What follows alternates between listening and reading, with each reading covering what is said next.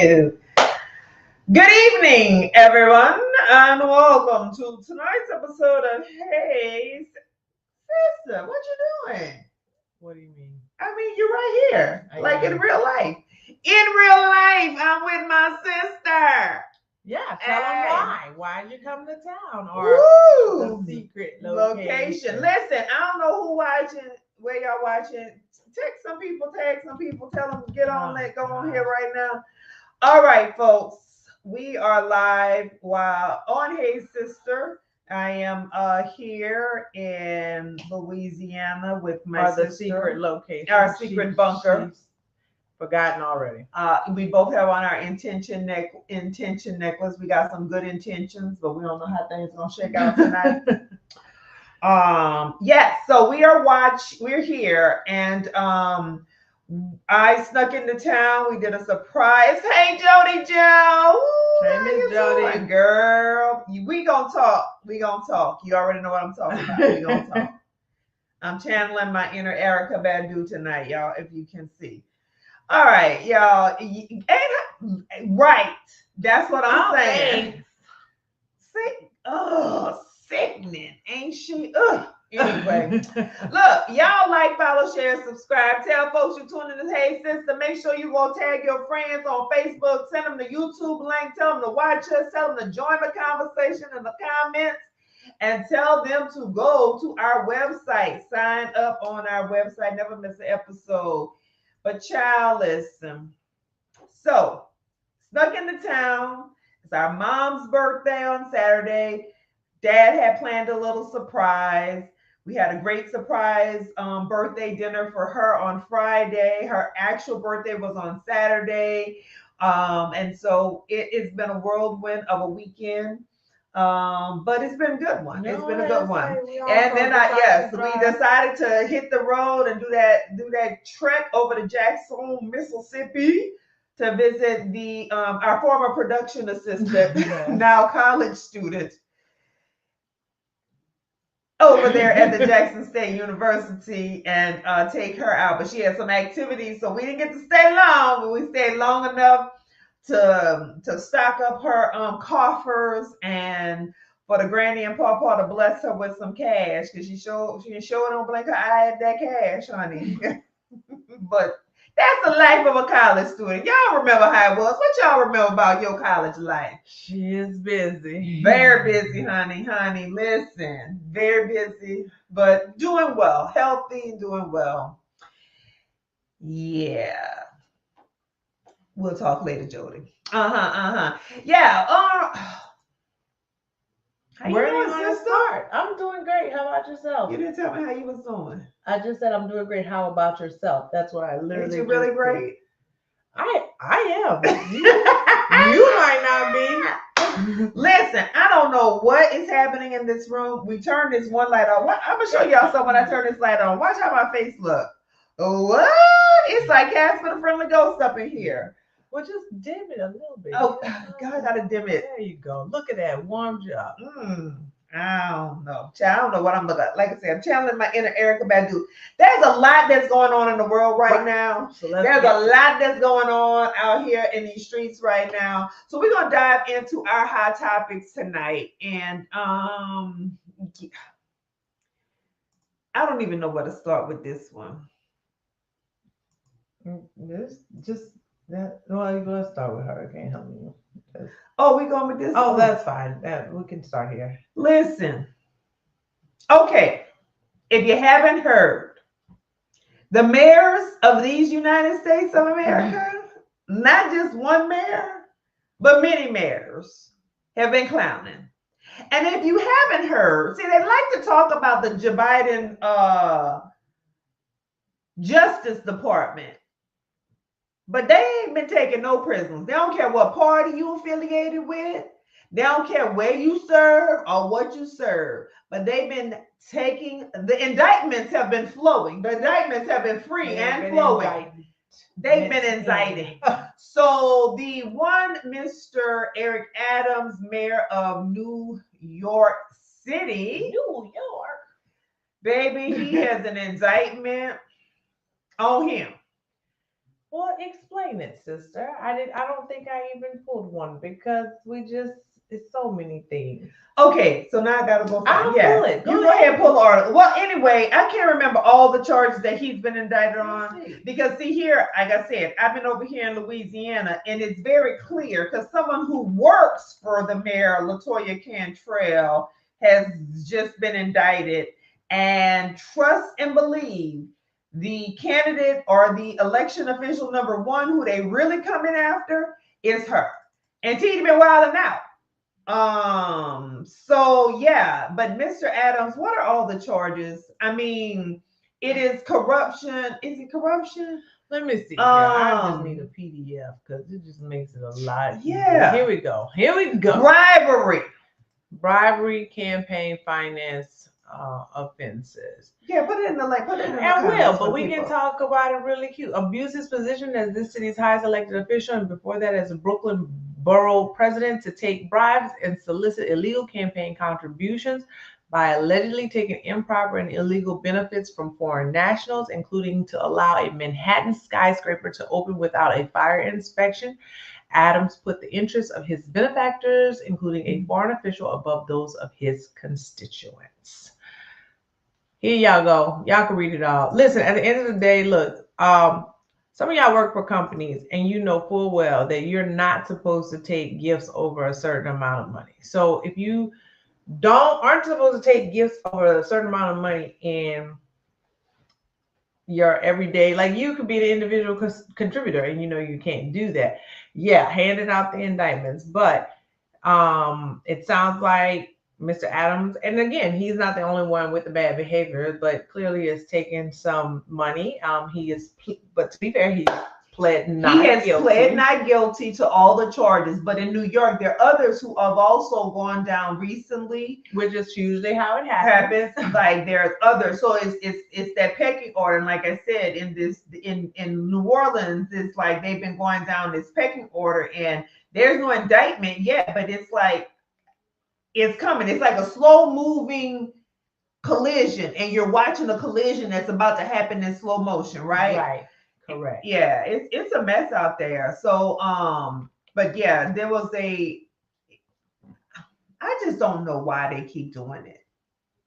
Yeah, I mean, I don't know either, because the issues that are the amounts of money that we're talking about are not enough to set you up for the end of life. You know, these are not very large amounts of money or anything like that. Not something that you need to risk your freedom for. And as a former police officer, as a current mayor of the largest city in America, as an African American, let's just be very candid here. There are behaviors that we can't get away with. And we know we're always under a magnifying glass when you're in very high profile positions. So it begs the question, why would you even attempt? As y'all can see, all I can do is just keep shaking my head. I will say this, that as the saying goes, power corrupts, and absolute power corrupts absolutely. I want more people to go into public service for public service, and to actually, and I get it. Listen, being a public servant, working for the state government, working for city government, or even working for the federal government, not too many people are going to become uber wealthy. Right? Because the salaries are not commensurate. The salaries are just not commensurate with the work that they do and the hell that they got to deal with. Okay, facts. But when you choose that type of profession, you're making a conscious choice, and so make some choices about what you want to do, your goals. Get in, get out. You know, get in, do some good work, and then get out and go on with your life. And if you want to make some more money or whatever, do that then. But all of this behavior, I mean, even recently, Menendez, who it was a senator from New Jersey, right? You know, in his case, settled, and he was found guilty. So, like, I just want to say something really quickly. So, this, according to CNN, in 2017, Adams allegedly accepted free business class tickets for 3 round-trip international flights and a heavily discounted stay at a suite in the St. Regis, Istanbul, because there was a Turkish contractor, businessman associated with that building permit and all that stuff. The trip was worth over $41,000, and Adams did not disclose it, the indictment alleges. So $41,000, nice trip, not worth your freedom. Adams allegedly accepted over $123,000 worth of luxury travel benefits between 2016 and 2021 without disclosing any of it. Again, $123,000, very nice trips, not worth your freedom. So, and you know, the allegations go on. Again, there's this Turkish official that is at the heart of some of these allegations in terms of Adams allegedly pressuring the fire department of New York to open a Turkish consular building without a fire inspection. So at the end of the day, and then if we go down the rabbit hole of some of these other mayors, it's just not worth it. It's not that kind. It's not worth it. Yeah, like you said, nice trip, nice perk, but it's not worth my freedom. No. So anyway, let's Moving along. We got a lot to cover. Gosh, we got a lot to cover here tonight. Okay, well, let's move it on. Okay, the hell and Hurricane Helene. Yes. All right. So everybody that checked on us in Florida, baby, we were fine over in the Orlando area. It was far enough. The eye wall was very far away from us, where the storm was massive in size. We got some wind gusts. Yes, there was some rain. Yes, in some areas we might have had a flickering of a power outage, but nothing of significance. However, anyone on the coastline, we know what storm surge is doing. And now forget the coastline, but look at North Carolina, South Carolina, and all up and through Atlanta, a metro area, the amount of flooding and devastation and destruction. And the sad thing is now there is, because this was H, there's I, J, and K already in the Atlantic in terms of the named storms that are coming. And for those who continue to deny the impact of climate change, these storms that storm accelerated from a category 1 to a category 4 within less than 24 hours. Yeah. So it says Helene began as a hurricane, the most powerful on record to hit Florida's Big Bend and move north into Georgia, the Carolinas, and Tennessee. The majority of deaths have been confirmed in North and South Carolina, where Helene landed as a tropical storm. It says officials in North Carolina said 30 people had died in Buncombe County alone. The city of Asheville was heavily damaged as well.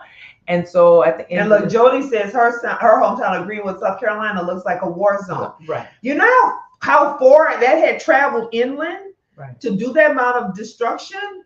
Yeah. So if it made landfall, and I believe it made landfall as a category 4 hurricane, and if by the time it got, and that was in Florida, so by the time it got up the coast, and that's the eye wall. So that because this again, so the eye wall is here, but all these outer bands are here. So it was actually a very huge system. Mm-hmm. That's why so many people are calling us like, oh my gosh, it looks like it's covering the whole state of Florida. Right. It is, because we cloudy and what have you, but the impacts were very concentrated and destructive in a very quick and short period of time. So our prayers are for everyone who was severely impacted. And we just have to be careful, do our due diligence, and we have to think about our impact on the severity. Because here's the thing, and now I sound like Joe Biden and Kamala Harris, huh? Here's the thing. Mm-hmm. It's already an issue to get homeowners insurance. Huh. Right. Louisiana, Texas, Mississippi, Alabama, South Carolina, many of these states, there will no longer be homeowners insurance because no insurer is going to continue to put these billions of dollars, because the places where that damage occurred, The damage is no longer in the millions or 100 million. Yeah, to that point, the damage from the storm is estimated at this point, right, at between 95 billion and 110 billion nationwide. The scale of the destruction will become clearer in the coming days. This is according to BBC. So to that point, now here's the thing. In all fairness, insurance can be a big scam, right? Because very often, even when you have storms and you know that the damage that was done was related to the storms, they find the loopholes and they find ways to avoid paying you.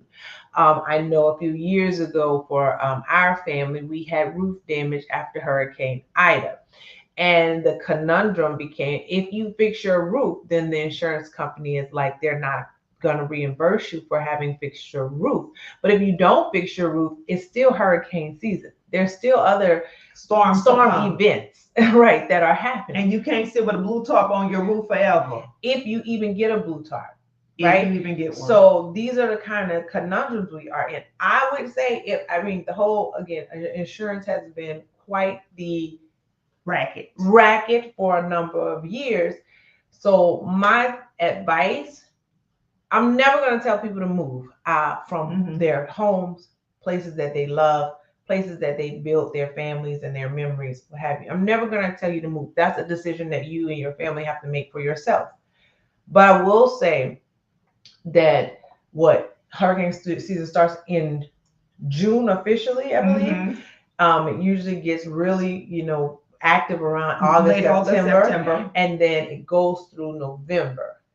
If we know that that's almost half of your year, if you know this, then because of climate change, these storms are going to get more destructive. You have to have an evacuation plan, and you have to put funds aside, and you have to keep real cash in your house. Everybody had something to say about Fonnie Willis. Let me tell you something. You should have learned a lesson from Fonnie Willis. Fonnie Daddy taught her right. Because guess what? When electricity go down, you need to have cash. No gas stations, no grocery shopping, anything. Right. No anything. And it's cash only, honey. And if you don't have cash, you can't, I'm gonna just run to the ATM. So you're absolutely right about that, sister. You have to have your plan in place. You better keep some cash on hand. You need to have a fireproof, waterproof safe. Yes. And preferably one that's portable that you can grab and take with you to keep all of your personal documents, to keep your insurance. Make sure that you've taken pictures of your home and have them on your phone and saved in a file folder. So when you have to file those claims, you have all of your evidence. Because trust me, honey, them insurance companies, they play all the games. Right. And we're talking about Helene this week. Last week or a week and a half ago, it was Francine. So please know that there are still people in this portion in Louisiana, what have you, who are recovering from Francine. We have people now dealing with Helene. Like Demetrius said, Isaac is out there. The North Atlantic look like it's going over there to London, all are way up there. But Joyce is back there. And then we got another thing that's like right there near like Cancun area that look like it's gonna like later. It's wilding out there in the Gulf of Mexico. Well, Atlantic as well. So at the end of the day, please prepare yourselves accordingly and know that things like, I was going to say, Francine here in Louisiana, there's a company, I'm not going to say no names, that had everybody buying these whole home generators. Baby, tell them about the generators, and girl. The generators did not work because when the electricity went off, when the power went off, all of them kicked on at the same time, or were supposed to all kick off on at the same time. And because of them all going on, because some of these newer neighborhoods are just like automatically almost putting them in your house. Everybody's getting one automatically with their house. They were supposed to all kick on, and many of them did not. They did not work. So know that is not a guarantee either, but get your plan together. Again, our sincerest thoughts are with those who are dealing with this. May you rebuild bigger and better and stronger. And come together in your communities and have that the type of spirit of helping each other. Absolutely. You are tuned in live to Hey Sister. Make sure you like, follow, share, and subscribe. Tell a friend about Hey Sister. We're here every Sunday. We're talking about all the hottest topics of the week. Sometimes we have some guests. And guess what? If you think you would make a great guest, shoot us a message. Go to our website. Send us a message there. Send us a message on Facebook, YouTube. Reach out to us. We would love to have you. And tonight, make sure you continue to join the conversation in the comments because that's where all the action is happening. One more thing. Sorry, Project 2025. Many people have brought this up. Talk about it. The implications of Project 2025 on the national what is it? The NOAA. Yes. No. What does NOAA stand for? They want to get rid of the National Weather Service and the National Oceanic. Yes. Something AA. Give me the AA part of it. Yes. National Oceanic and Atmospheric Administration. Yes. So be mindful of that too. All right. How you gonna get rid of them and we be having hurricanes? Stop it. Well, they also, I mean, the man wants to get rid of environmental protection. They want to get rid of the Department of Education. Yeah, like, oh my goodness. Anyway, if you haven't heard, so if you shop, in which all of you do shop, if you haven't heard, the port employees, the actual longshoremen are planning to strike. And I'm trying to find our article about that. Honey, we did a lot of articles. Yeah, we didn't have that one. Oh, we didn't have that one. Okay, sister gonna go find one. But they are planning to go on strike. They are, listen, if the dock workers go on strike, let me just say, if you order on Amazon, if you order on or if you shop at Walmart, if you shop at Target, if you do anything, guess what? If we thought we had what is it called? Supply chain issues. Right. If you thought COVID caused supply chain issues, if you thought when the Port of Baltimore, when that bridge came, when that barge bumped in that we had supply chain issues, baby. Listen, labor, and I understand some of their demands. Now, let's face it, some of their demands, automation is here and it is real. Mm-hmm. Automation is here, it is real, and people are going to lose some jobs. That's why we need retraining. We need new skills development. You should be a lifelong learner and never stop learning and figure out how to pivot, honey, because automation is real and robotics are real and they are impacting certain jobs. That's full stop. Mm-hmm. So some of their demands, I'm like, it is going to have an issue. But but if this strike goes through on this week here, today 36 days before the election. Yeah, we have a comment here. I think they need to wait until November 6th, not now. Sorry. Listen, it's nothing to be sorry about. At the end of the day, okay, so I'm going to just say this number. According to Washington Post, each day a strike lasts could cost the U.S. economy up to $1 billion, according to analysts. $1 billion a day. So at the end of the day, we really do, not only is the implication to, like you said, the inflation, the economy, but also to this presidential election. Now, neither of the candidates, it seems, has really spoken on anything just yet with regards to this, and we'll talk about this in a second. I would not be surprised if this comes up in the vice presidential debate on Tuesday. So just a little bit more information. The current labor strike expires Monday night, freeing the union to strike Tuesday as early as 12:01 a.m. as it presses for substantial raises and stronger guarantees that automated systems will not be used to replace workers. Here's the thing. Automated systems are going to replace workers. Period. And they're going to replace workers across the board, every industry. And as Demetra just said, so now it's about how do we up-level our skills? How do we change skills, because at the end of the day, things like artificial intelligence should be being used to enhance Right. the workforce. It should not be a substitution, but we know in some cases it will be a substitution for certain skill Job. sets, Yeah. because a computer doesn't have to take a lunch break. A computer doesn't have to go home to see their children. But it does need to be programmed. But it does need to be and it programmed. does need to be It does need maintenance. and cybersecurity and being able to do the prompts for the AI and build the AI for the company. All of those are skill sets Right. that people need to be looking into. Yeah. And it also should, again, help you be a more effective employee. And if it's strictly used as a substitute and not a complement, that's gonna create a whole nother set of problems. So yeah, I hope that this doesn't happen. I hope there's a compromise that's reached by Monday night before the deadline. Because baby, listen,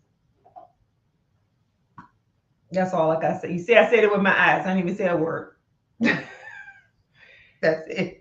It's gonna put a lot of pressure on this campaign. Ooh. All right. Yep, you were listening again to Hey Sister, Demetria, Christina. Yep, we're here.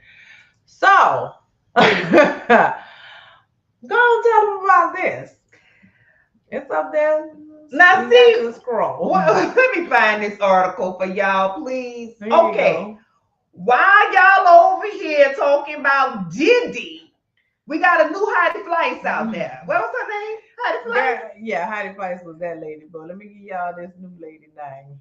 What this woman named? Okay, so This is according to U.S. News and World Report, a Massachusetts woman pleaded guilty on Friday to running a high-end brothel network in the greater Boston area and the suburbs of Washington that served wealthy and well-connected clientele, including politicians, corporate executive, lawyers, and military officers. Han Lee appeared in Boston federal court to plead guilty to charges that she had conspired. Han Lee, Hanlee, appeared in Boston federal court to plead guilty to charges that she conspired to persuade, induce, and entice primarily Asian women to travel to Massachusetts and Virginia to engage in prostitution and committed money laundering. Here's the thing. Hold on. This got so many layers. Hold on. Let's just let that land for a second. Now, if you are watching right now, and there are a few of you still tuned in live, how many of you even heard of Han Lee? I'll wait. I'm gonna just say this. It also says she was the first to admit wrongdoing of the 3 individuals who prosecutors charged in November in connection with a sex ring run out of apartment complexes in Cambridge and Watertown, Massachusetts, and Fairfax and Tysons, Virginia. She faces. Do y'all know what Tysons, Virginia is? Is that where the chicken made? No. Okay. I just didn't know. You know when you're in DC and you cross that bridge right over into Alexandria? That's Tyson's Corner right there. Oh, so that's all the politicians. All the politicians is right there. This is my favorite part of this article. And I'm not being funny, but this is what the lady said. It says she stressed when addressing U.S. District Judge Julia Kobik that while she ran an illegal prostitution business, she did not force any women to engage in sex work. Quote, I simply want to emphasize that I did not control the women, she said through a Korean interpreter. She said, they chose this life. I ain't make them do it. Yeah. I just created the conditions for them to be successful in the prostitution ring. But this is the other thing. Because we always say, here's the thing. What are the names of the politicians? I know. And the execs. Those. See, that's what I need to go find in the indictment. I need to go find who the politicians and who the executives. Because we over here talking about Diddy and some baby oil. And this woman running a whole brothel in 2 jurisdictions. And can I tell you how and look, I mean, again, but Prosecutors say clients paid $350 to $600 per hour for sexual encounters with women featured on 2 websites that advertise nude models for professional photography as a front for Han Lee's prostitution business, which had operated since at least 2020. Now y'all know in 2020 we was in the COVID, so she started her business and had a whole apartment complex and 2 websites. The network's customer base was in the hundreds and said it included elected officials, pharmaceutical and technology executives. And they got a bunch of Massachusetts. Doctors, military officers, professors, y'all know Cambridge, y'all figured out. Professors, lawyers, business executives, scientists, and accountants. No client has been identified. Wonder why. All right, y'all can read the rest. Y'all can read the rest. We dropped the link in there. Y'all can find out. But I want to know who the politicians are. And the executives. And the Cambridge, Massachusetts professors. And the scientists. Because listen, when you think about Cambridge and you think about Massachusetts, you're talking about Harvard, MIT. Yes. You're talking about all the smart. The Ivy League. The Ivy.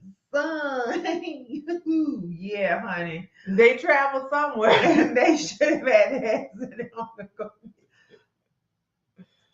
Listen, again, why are we talking about Diddy?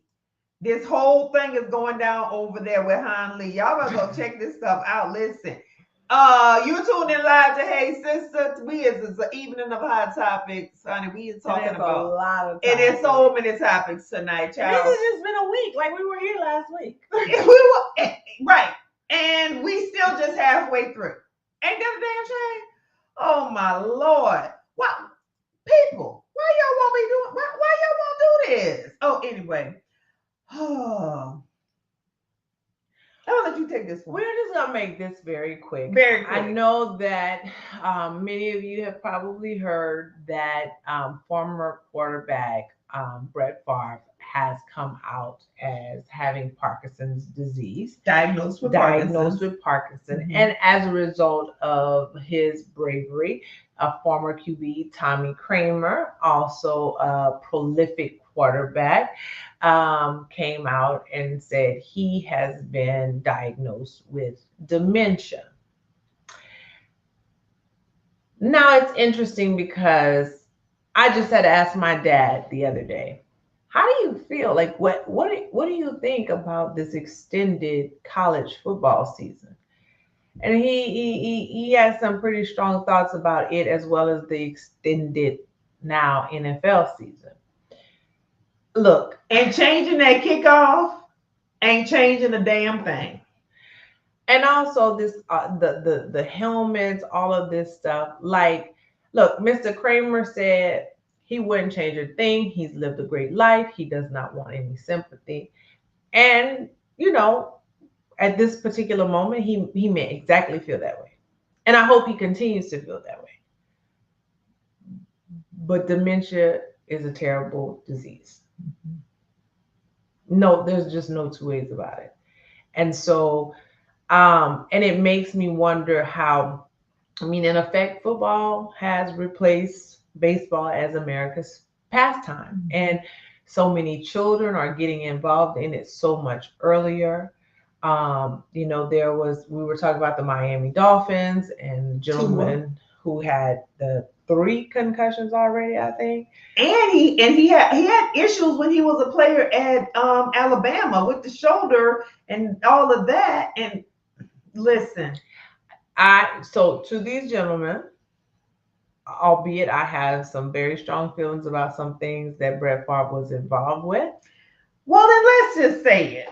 Because this came out when he was sitting in front of the congressional hearing on taking money from TANF, which is a temporary assistance for needy families, or in shorthand, welfare. Correct. From poor Mississippi. He said he thought it was a grant.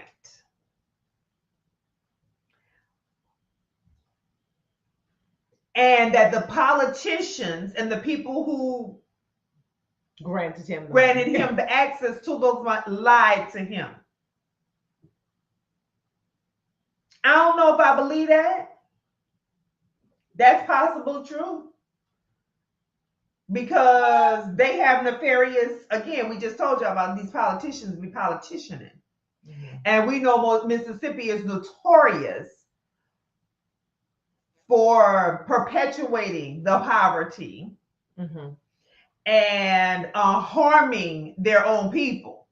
Mm-hmm. So that they can build stadiums and things of this nature so that we can have. So this was for volleyball or soccer? It was for volleyball. Volleyball for his daughter, right? Well, it's at USM, which is his alma mater. Okay, so like I was saying, in terms of, from a health perspective, Parkinson's disease, and then with Mr. Kramer, dementia, these are not, these diseases are hellish, and to see people deal with them, it's a lot. And so with regards to these specific diseases, I say again, I wish them the best, and hopefully they will get the best possible care, and are able to live long, healthy lives, as healthy as possible. Now, I will say the NFL has a responsibility in all of this. Mm-hmm. While these two gentlemen may feel like they wouldn't change a thing about their lives, there are too many men who played in the NFL over the last few years who have committed suicide mm-hmm. as well. So I don't know if those gentlemen, once the symptoms really mm-hmm. started to exacerbate, I don't know if those gentlemen felt the same way. Well, one of my favorites and who I grew up loving, and so Jody, you'll remember, probably was one of your favorites growing up because you are a Dallas Cowboys fan, Tony Dorsett. If you go and read some of the articles about Tony Dorsett recently and how he has talked about his struggles, and with, obviously it's not confirmed because he has not had his, he's not deceased and hasn't had his brain examined from that, but suspected CTE, and talking about having thoughts of suicide constantly and the debilitating issues that he had from a mental health standpoint. It is very heartbreaking and it is very real. Mm-hmm. And yes, Tony, baby, I loved me some Tony Dorsett when I was a little girl. Ooh, bam. And baby, when he was on that Jet magazine with that white coat on, oh, love Tony Dorsett. And him and his whole family, him and his wife, baby, they was the swagalicious thing, okay? You was too young, you don't remember. But Tony has talked about how difficult it is. Yeah. It is heartbreaking. And so then we have to ask ourselves.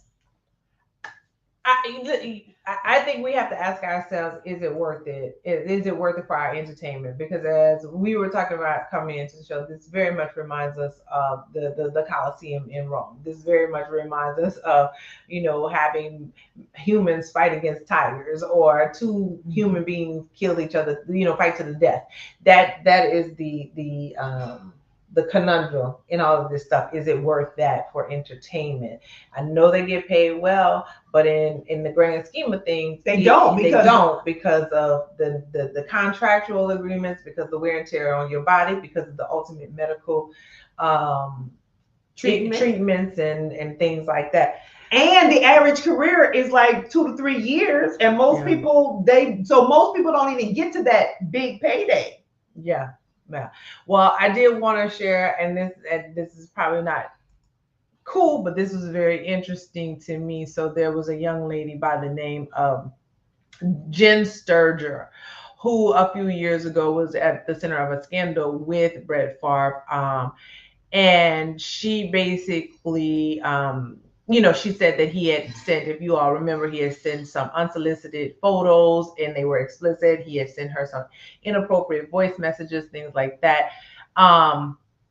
She had a quote that was very interesting. She said, quote, "I don't wish bad things on anyone, but I know karma never forgets an address. Sturger said, also making reference to Fox's welfare scandal by asking, quote, imagine being diagnosed with such a terrible disease and not having the resources to fight it because some Hall of Fame quarterback stole it. So I think Jen, like we said, two things can be true at the same time. Jen said, if she gonna tell it, then she gotta tell it all.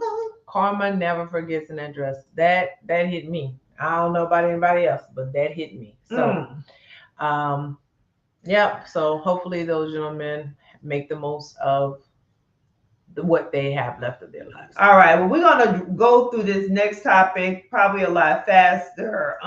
And just drop this article. Go ahead, tell them about Alabama. Well, I mean, I was gonna go to Louisiana next, but that's okay. We do Alabama, child, because it's all a mess. Okay, so the Justice Department. Again, we just said the Justice Department don't have no. Y'all can say about Joe Biden and Kamala not being tough on crime, but baby, they getting these white collar criminals like, baby. So the the Justice Department sues Alabama for violating the federal law's prohibition on systemic efforts to remove voters within 90 days of an election. The election is 36 days away. You need to go to vote.gov and you need to check the status of your ballot. You need to go to your local, whether it's your county supervisor of elections or if you're in Louisiana, your parish. You need to make sure that you are registered to vote. Because they may have purged you. Know where you are registered to vote. Where you registered to vote. If you're going to vote by mail, you need to order that mail ballot. You need to get it in place because these people have been purging and all over Georgia. Georgia is wilding out over these elections and putting all these asinine rules in to preserve. Let me tell you, they are, honey, when we know if they can't win, they're going to cheat. Well, I just saw this really good article. I got to find where that was. I'll have to find it later. And it was about in Georgia, how the lines, of course, they had removed so many locations in predominantly Black areas, how the lines were all 3 hours long. Y'all know they put in the laws talking about you can't give people food, you can't give them nothing to drink, blah, blah, blah. But then they showed the same, election process in predominantly white areas, and they were like, oh, it went well, it was fast, it was quick, and all of these things. There's like no issues. They had so many machines, like they had 3 times the machines that were needed, and then in the predominantly Black areas they didn't have enough machines, all of these things. So I just want to say, we dropped an article from NPR, but in the official press release from the Department of Justice, this is the Justice Department announced today, and this was on Friday, that it has filed a lawsuit against the state of Alabama and the Alabama Secretary of State to challenge a systematic state program aimed at removing voters from its election rolls too close to the November 5th general election in violation of the National Voter Registration Act of 1993. Y'all, this is serious. People will try to gaslight you and tell you that your vote don't matter, that your vote doesn't count, that, oh, if I lose, it's going to be a bloodbath. They're trying to scare you. Oh, if I lose, it's because the other side cheated. Yet, again, we heard you on the phone calling people up in Georgia.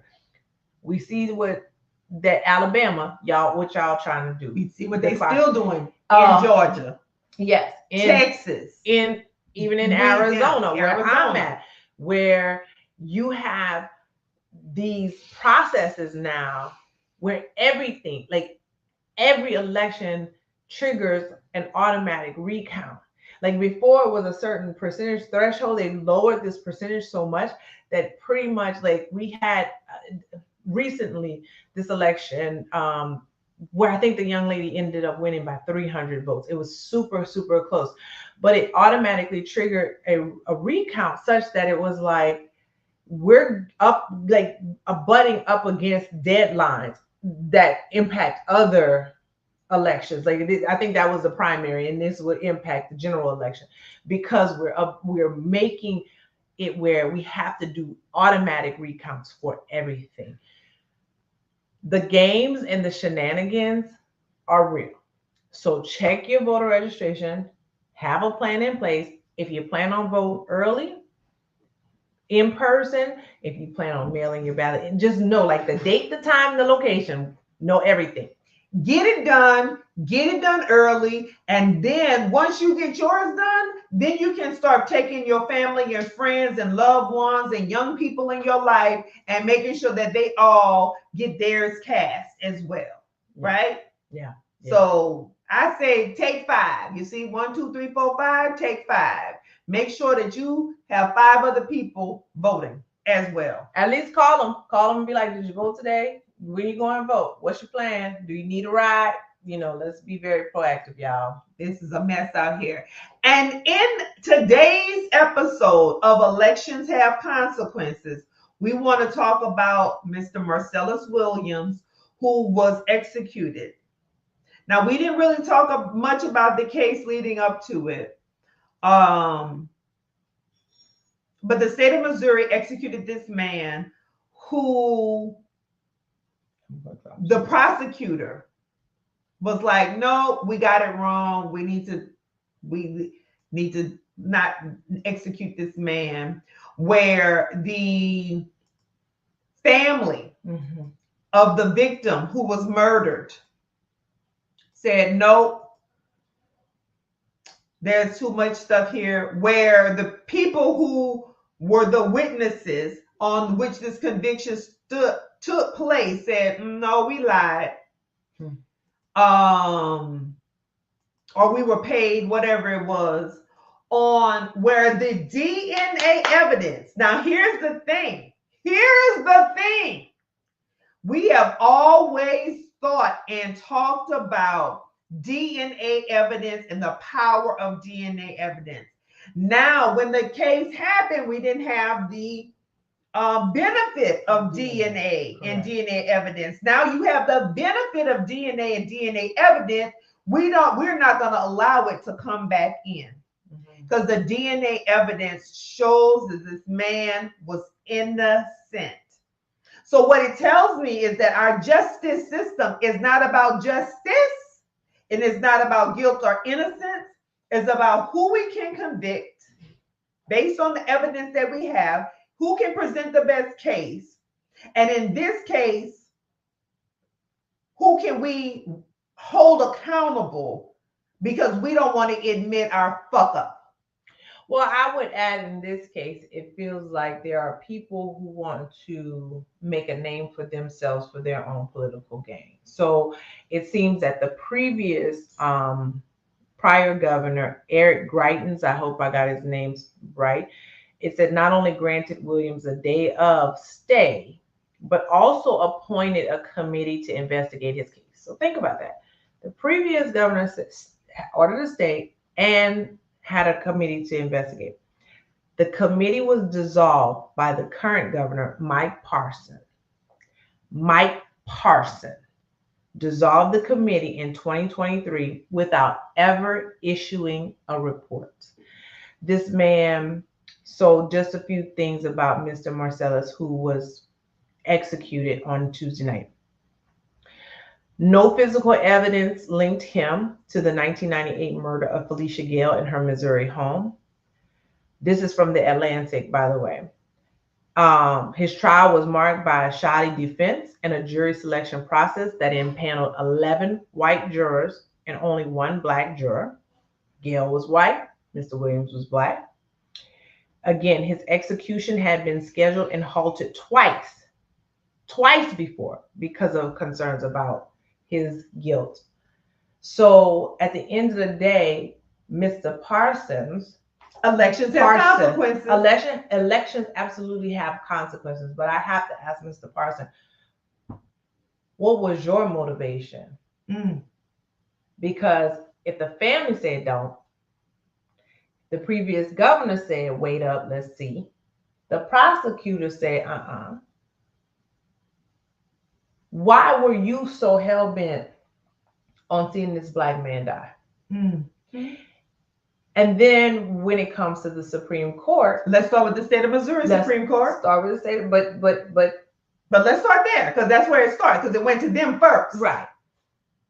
But obviously, if it ended up with our Supreme Court, so let me with the SCOTUS, it went up to the SCOTUS, right? after again, like, but it starts with the governor, because the Yeah. governor could have gave clemency. The governor could have not only granted clemency, he could have said, you know what, I am going to void this conviction and let you go because everything is showing that you are innocent. This was the other piece.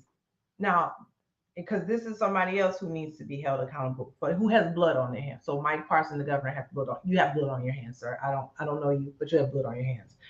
Earlier this year, Wesley Bell, the current prosecutor of the district where Williams was convicted, filed a 63-page motion in court seeking to set aside Williams's death sentence on the grounds of possible innocence, and later offered Williams a deal that would have commuted his sentence to life without parole.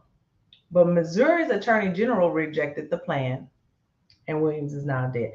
So the current attorney general rejected the plan. See, here's my thing. If I didn't commit a crime, I don't want to be life without parole. That's right.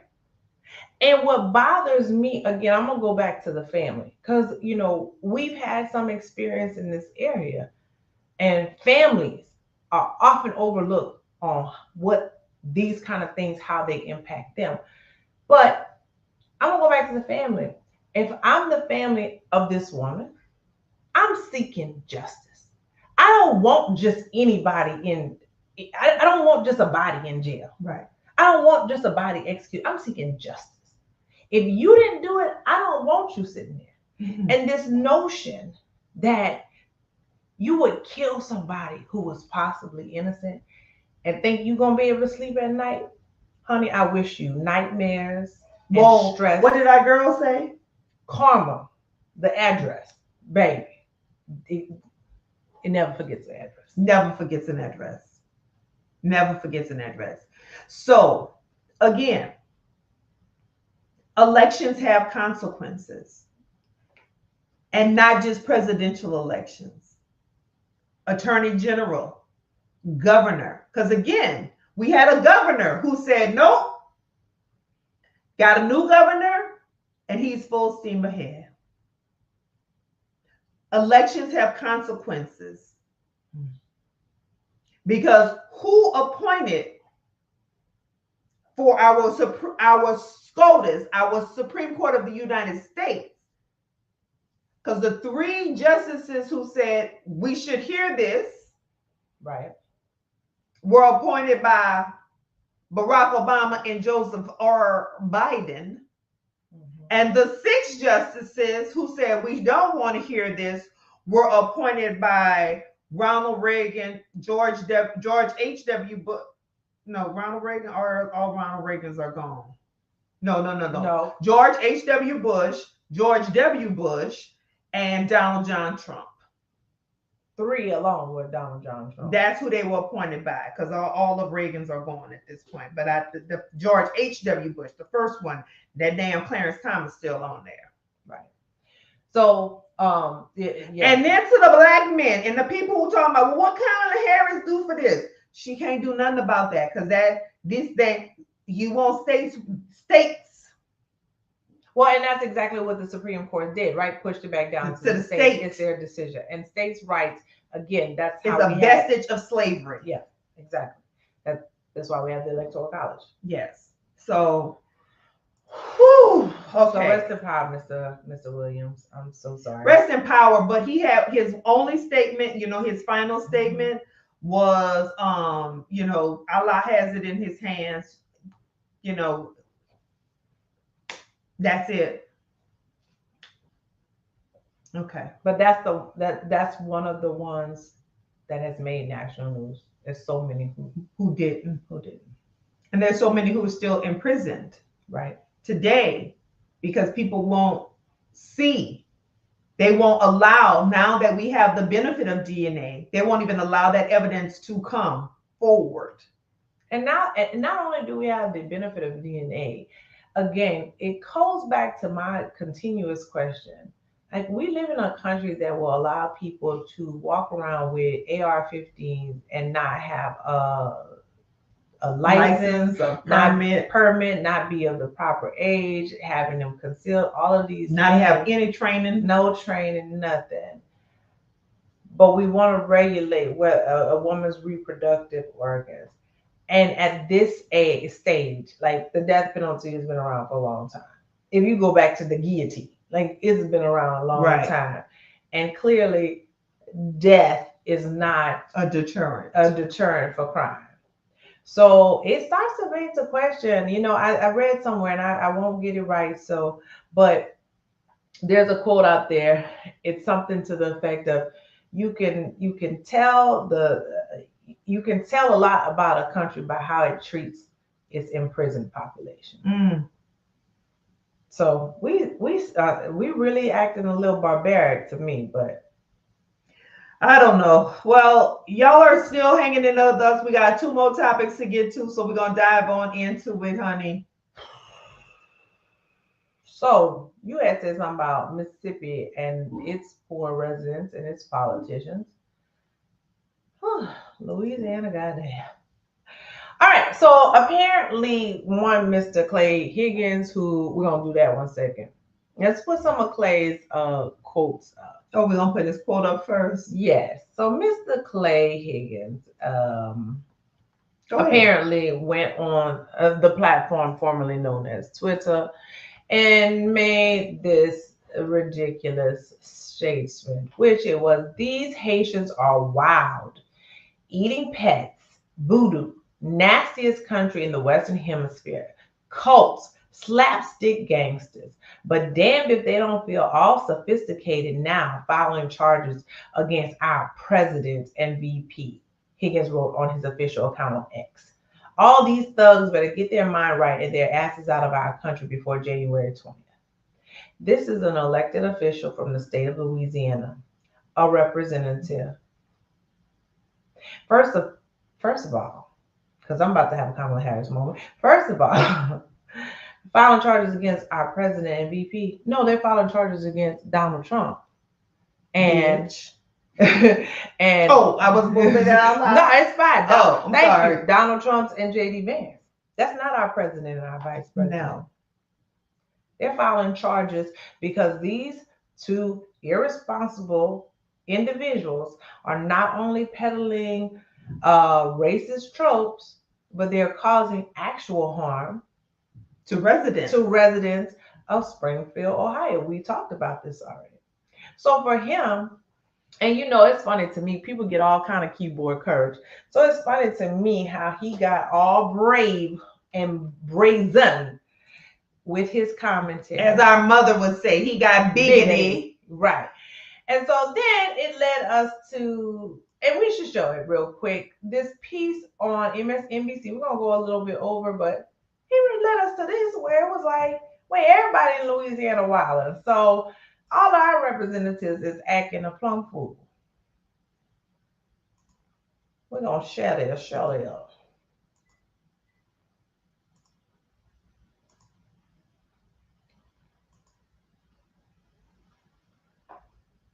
Okay, when this ad stops, yeah. Because I'm like, child, why we got all of these?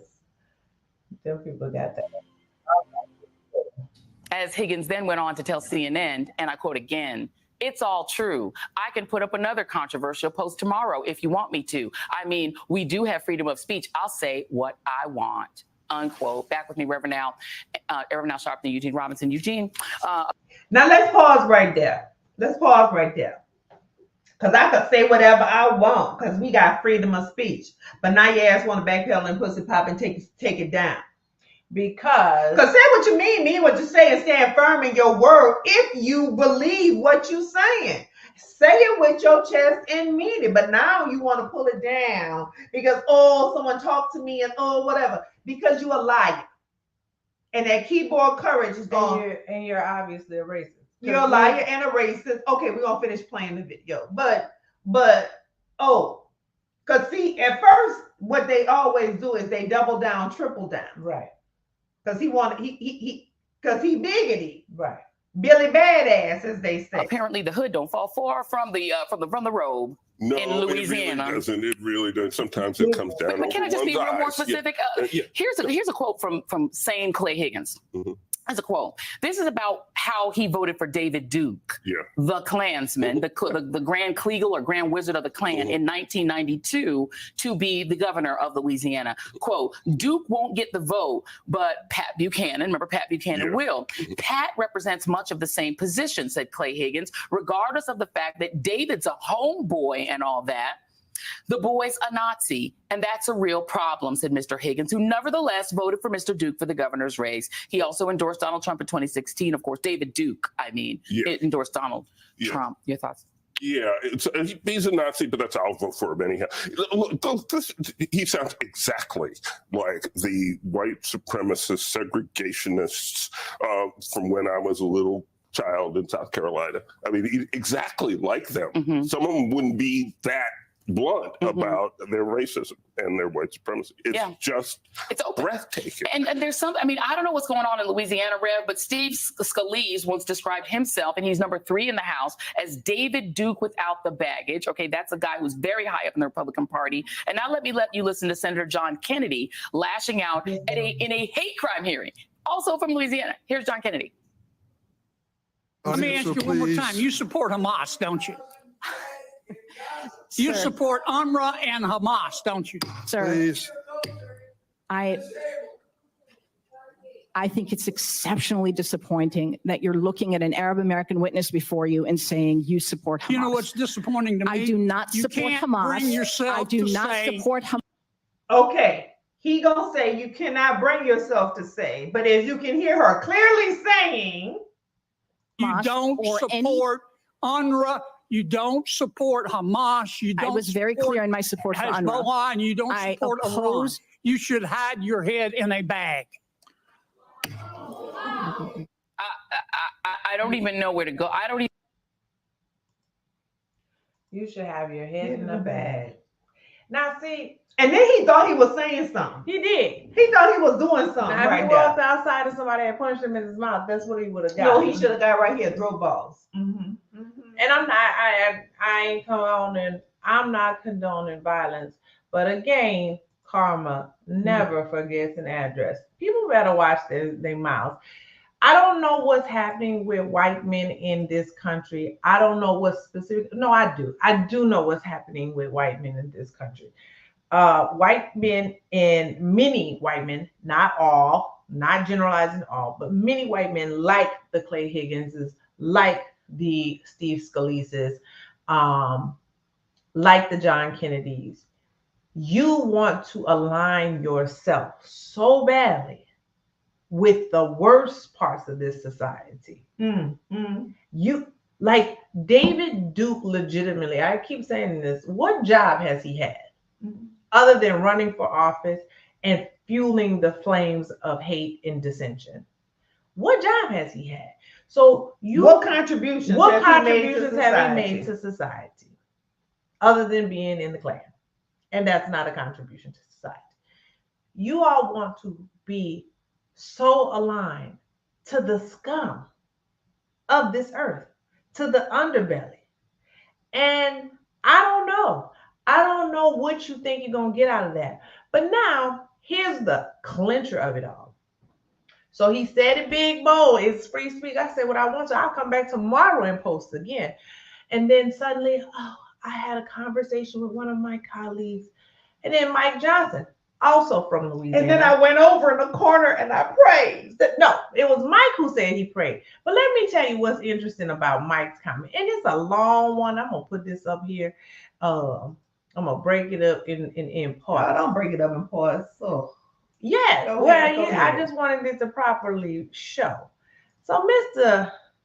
Mike Johnson. Y'all, Speaker of the House. Speaker of the House. Third in line to the presidency. Clay Higgins is a dear friend of mine and a colleague from Louisiana and a very frank and outspoken person. He's also a very principled man. Is he? I think, here we go. This is where you get yourself in trouble thinking. I didn't even see it, but he tweeted something today about Haitian. You think he tweeted something about Haitian? You think that. But then you go on and say, and he was approached on the floor by colleagues who said that was offensive. Now, let me go back to where the rest of the comments. So it continues to go on, and he's like, let me take that off. Sorry. This is some more of Mr. Mike Johnson. Because this is what's funny to me. You don't even know what was said, but you got a whole lot to say. You don't know what was said. I just talked to him about it. He said he went to the back and he prayed about it and he regretted it. And he pulled the post down. That's what you want a gentleman to do. There's nothing gentle or manly about that. That's some punk move. That is like, and I mean that in the sense of somebody who is not standing on principle. No principle, no integrity, moral, no character, nothing. You said it. You said it, and then you said, "I'll say it again." And then when somebody probably checked you on it, you didn't just suddenly have a revelation that was offensive. You knew damn well that was offensive. But I really wasn't talking about then, because I was just talking about the game. I wasn't just. I was. When did that pets comment come up? The debate was September 10th. Today is September 29th. If this happened on Friday, that was what, 26th? 27th. Mm-hmm. So you mean to tell me in 17 days you ain't figured out that was offensive? With all the news cycles talking about just how offensive it was? And so then Mike, but we move forward. We believe in redemption around here. Really? Mm-hmm. We believe in redemption around here? Since when? Because Marcellus Williams didn't get redemption. He sure didn't. Marcellus Williams didn't get any redemption. So since when y'all believed in redemption? The exonerated 5 didn't get redemption from y'all preferred candidate. No. Those Haitian immigrants who are in this country legally or on temporary protected status, y'all asked to come here, because our city is dying and we need people to work. Right. They ain't getting redemption. Mm-hmm. So miss me with that. All y'all are. And miss me with using the guise of God. Right. For your despicable behavior. Correct. Period. Because what would Jesus do? Jesus wouldn't have said none of that. Jesus would have said none of that in the first place. How about that? Go sit down. So Louisiana, y'all got some explaining to do. Again, consequences. Elections have consequences. Stop putting these trash individuals in office. They are trash individuals morally and down to their character. If they were better people, they wouldn't have to be told not to say stuff like that. Mm-mm. And if they were better people, they wouldn't have said it in the first place. That's what I'm saying. How about that? All right. Woo! So in that regard, on that note, so Tuesday night, it'll be 33 days from the November 5th election day, which early voting has already begun, honey. I hope, baby, I can't wait to cast my ballot and then get out there and be knocking on doors, making phone calls, text messaging, all the things. But Tuesday, we get to see the Democratic vice presidential candidate Tim Walz, governor of Minnesota, go up against the senator from Ohio, the very junior senator who ain't been in there but for a hot minute. Who wrote a book called Hillbilly Elegy, where he really did denigrate and talk about his people, but now he wants to he's one of them. Now he's the champion of the people who wants to denigrate immigrants, but his wife is the daughter of immigrants, I believe. Mm-hmm. His children are multiracial, but then he wants to act like he don't understand how Kamala Harris is a multiracial person. But not multiracial, because we're all of the human race, but of different ethnicities and national backgrounds and all of that stuff. Those two people are going to be debating. I don't know who you got, sister. I got Tim. I got Tim, and I got Tim because I feel like he does have a little bit of that Joe Biden first term with Barack, where we had to say, hold on now, Joe, don't do him like that. that was like, oh, ooh, Uncle Joe, what you said? Right. when he was saying what we was thinking, but we was like, you ain't supposed to say that out loud. Come on. So I got Tim. I got Tim. Now here's the thing. JD Vance is gonna try to talk over him. He's gonna talk in circles. He's gonna talk in circles, and he's gonna continue to say the ridiculous things that he said about all sorts of people. And if he mess around and say something, if he say something about Gus, he say something about the brother, because Mr. Walls and his brother aren't on the same page, we might see a different kind of debate. But I think that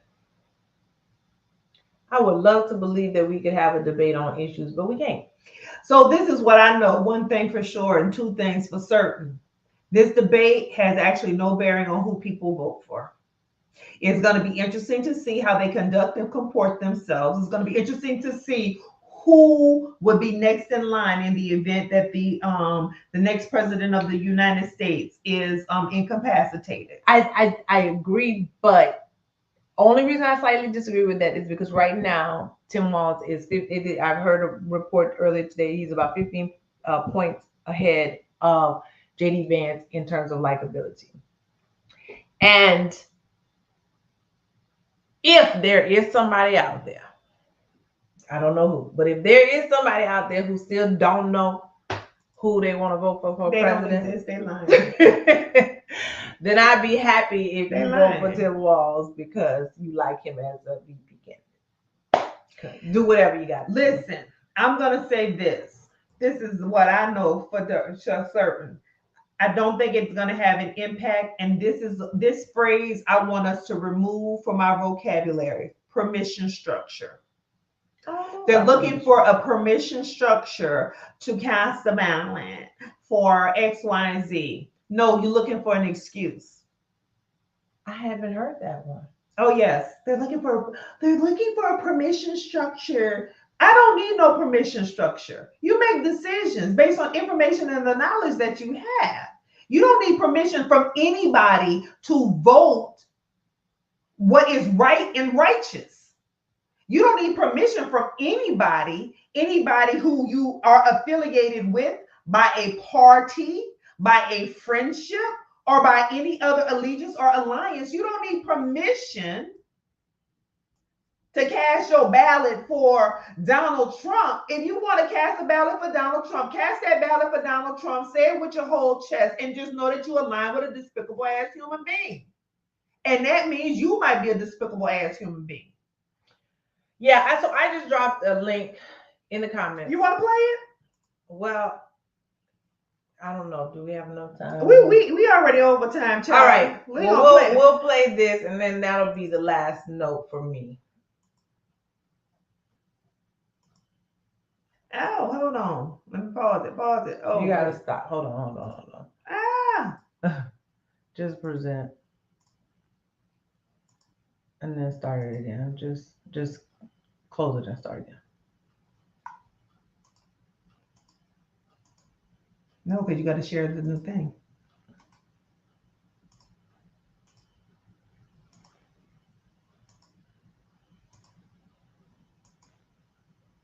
Racist? That is the question. I actually don't believe that that's the question. Here's why. There are real life white racist groups in America that are active and identified by the FBI publicly that are self-proclaimed racist. We don't have to guess about Donald Trump being racist. We have actual self-proclaimed racists in America. All we have to do is ask them, who do they think is best for their agenda? Let's start at the very top. David Duke, the Grand Wizard of the KKK, who has very publicly many times reiterated their support for Donald Trump, saying that they are, quote, 100% behind the president's agenda, and has said many times that they and Trump represent the same ideals. Don Black, the leader of the self-proclaimed white supremacist anti-Black group called Stormfront, that has also been confirmed by the FBI, has also said many times that Donald Trump becoming president has been great support to their agenda. Steve Smith, the leader of the Keystone State Skinheads, a profoundly violent racist group identified by the FBI, communicates his support for Donald Trump every time he gets in front of a camera. And it just keeps going. The SPLC is the group that is responsible for bankrupting the Southern KKK. Poverty They put Law. out a list of the 170 active racist groups. If you go on their website, every single group supports Donald Trump. So if you're Black, I don't think the question is Donald Trump racist? I think the question is, why do racists believe that he's racist? Why do people who come together around one idea, and that idea is the denigration of non-white people in America, why do they believe Donald Trump is best for their agenda? What does the Grand Wizard of the KKK see in Donald Trump that he likes? And if you're a person of color, how can Trump be good for him and you? Why do all of those groups like him so much? Do you think it's his economic policy? Do you think that these people get together and pick a candidate based off of economic policy? And if you're a white person that's considering voting for Donald Trump that doesn't consider themselves to be racist, what does it feel like knowing that you walk in the voting box and you hit the same button as some of the most abhorrently, flagrantly racist Americans? What does that feel like, being lockstep with them? So with that being said, I would just say that, you know, whether it's non-white, whether it's LGBTQIA+, Whether it's women. whether it's women, whatever it is, you should not want to align yourself with some of the most vile and abhorrent people in this country. You should not. And if you do, then what does that feel like? Well, with that, I'm going to say, mic drop. You were tuned in live to Hey Sister. We hope that you will come back and join us next Sunday. I don't know. Do you want to go live after the debate on Tuesday? Maybe we'll do that. See. We might see. We depends on how we feel. But somebody has a birthday coming up. Ah! So happy early birthday, sister. Love Thank you. sister. Mwah. Love you too. All right. See y'all later. Good night. Good night.